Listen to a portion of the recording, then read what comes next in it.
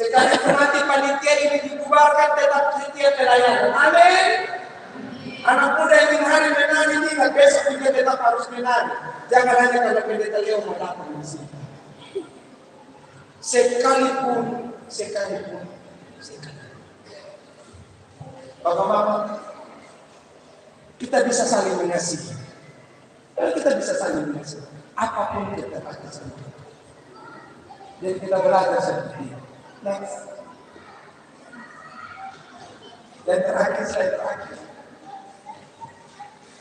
Nah, Rasul Paulus tulis pada bagian terakhir, bacaan kita lihat. Bagi Dialah segala kemuliaan dan hormat. Tujuan hidup kita adalah untuk apa? Supaya Tuhan dimuliakan dalam hidup. Maka walaupun seluruh dunia itu berbalik mencela Tuhan, sebagai orang Kristen kita tidak sekalipun meninggalkan. Meskipun arah dunia ini menuju ke binasaan, langsung orang ramai-ramai meninggalkan Allah. Sebagai orang Kristen, arah kita tetap kepada Allah. Hidup kita, tujuan kita kepada Allah. Untuk apa kita melakukan semua itu? Untuk Allah, untuk Dia, untuk kemuliaan. Memang berat, saudara, menjadi orang beriman. Ada orang bilang begini, jadi orang beriman semuanya harus mulai dari doa.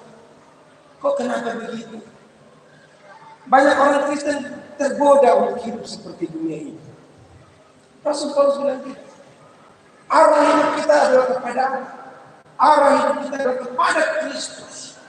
Jadi, kalau orang lain menyelesaikan masalah hidupnya dengan cara-cara yang tidak menyenangkan Allah, kita tidak. Orang lain kalau ada masalah, dia ambil sarung tinju, pukul dan istri anak itu, karena ada suami Kristen. Orang lain ketika ada masalah hidup, minum mabuk sampai tidak tahu diri, saudara tidak, karena engkau Kristen. Orang lain ketika ada masalah hidup, mereka lari kepada dunia, saudara tidak, karena engkau tidak menyelesaikan masalah. Itu kita. Kita hidup dalam sebuah dunia yang mungkin bagi orang lain itu arahnya tidak menyenangkan. Tetapi kita belajar untuk ikut Kristus, taat pada Dia. Bagi Dia segala kemuliaan, bagi Dia segala hormat dan puji. Saudara-saudara yang terkasih, malam ini kita baharui hidup. Kita mau bilang pada Tuhan, bahwa mulai sekarang dan seterusnya sebagai gereja kita belajar untuk berserah kepada Dia. Memang bagi kita perjalanan hidup bersama Tuhan ini mungkin semua tidak menyenangkan, tidak mengenakan, mungkin sesuatu yang berat, harus kembali pada titik nol, harus kembali pada kasih mula-mula, harus dibaharui, harus diperbaiki, harus terus berbuat setiap hari. Tapi kita belajar Tuhan ini kita menjadi lebih baik dari mereka. Tuhan ini hidup kita, gereja kita, persekutuan kita, keluarga kita, bahkan diri kita sendiri menjadi lebih baik dari hari ke hari. Mari kita tutup dengan doa. Kita mengucap syukur pada Tuhan. Saya ajak kita semua untuk mengucap syukur pada Tuhan. Terima kasih Tuhan untuk keluarga. Katakan pada Tuhan terima kasih untuk Tuhan. Katakan juga kepada Tuhan untuk semua berkat yang selalu dapat terima. Walaupun itu tidak banyak.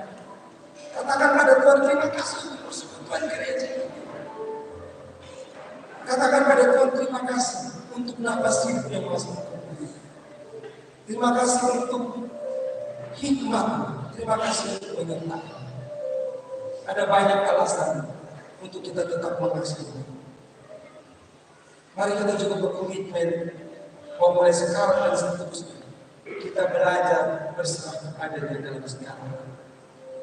Kita bilang pada Tuhan, ampuni saya. Kalau selama ini saya hanya mengandalkan diri sendiri, mengandalkan uang saya, mengandalkan keluarga saya, mengandalkan apa-apa yang kelihatannya begitu rapuh di tengah dunia. Tolong saya sudah belajar bersandar sepenuhnya dalam tangan